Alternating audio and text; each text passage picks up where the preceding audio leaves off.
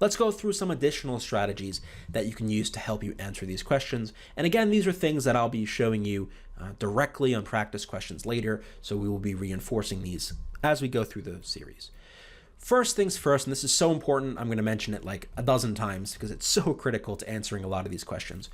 All things being equal, shorter is better. So if let's say you're stuck between two choices. If both choices seem to be grammatically correct, if they both seem on topic, if they both seem relevant, if they both don't really contain any redundancies, even though that might be an issue here as well, all those things being equal, shorter is better. Pick the short choice that's shorter and more concise. The SAT just prefers that over anything else. So all things being equal, shorter is better. Again, this doesn't mean you just look at the choices and always pick the short one. That's not what we're saying here. You got to look at all the other factors first. But this can help you make that final choice if you're stuck between particularly two choices once you've eliminated the rest.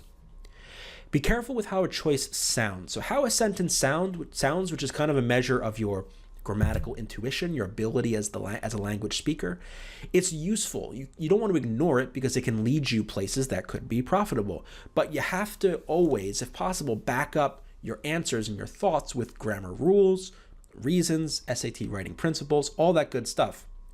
Intuition, particularly if you're a high scorer, intuition can only take you so far. Everybody's intuition will run out at a point, and the more you can back it up with reasons and rules and facts, the more accurate you're going to be, and the less likely you're going to make a otherwise avoidable mistake. So sound is useful, but sometimes they will try to use sound to throw you off one way or the other. For example, by making a choice that sounds right actually be wrong, and making a choice that sounds wrong actually be right. So sound is a useful ally, but we always want to have these facts and rules to back it up. Always check all four choices. A big mistake students make is they find the first one that they think looks good, they pick it, and they move on. You want to be thorough. Always check all four choices. Make sure the one you pick is the best out of the four and that the other three are wrong for whatever reason. Use process of elimination to get rid of wrong choices and help you focus on the best contenders. We've mentioned this before, but again, it bears repeating. When you're checking all four choices, you're looking not just for right answers, but also for wrong ones so that you can cross them out. And this helps you narrow your focus to the two, or maybe in some cases three choices that could be contenders. Don't be afraid to pick no change. It's correct quite often. So very often you'll see A in these questions be no change, no error. And it's actually right pretty often, right? I don't know exact numbers yet. Maybe we'll find out when there are more tests, but I would venture maybe about a quarter of the time. Four choices, a quarter of the time, A is right. So definitely don't be afraid to pick A. It's going to happen quite a bit. Answer choices that correct the original error may introduce new ones. So let's say you're looking to fix some sort of subject-verb agreement error, and then you find a choice that fixes it, but then it makes some error in punctuation, or it makes some pronoun agreement error, or whatever.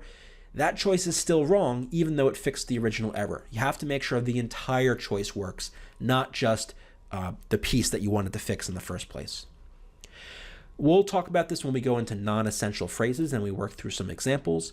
So this may not make 100% sense quite yet, but sometimes crossing out stuff in between commas, or even crossing out other unnecessary extra words, can help you understand the structure of the sentence and see errors more easily. I'll demonstrate this later, but basically if you had a sentence like, John, my friend,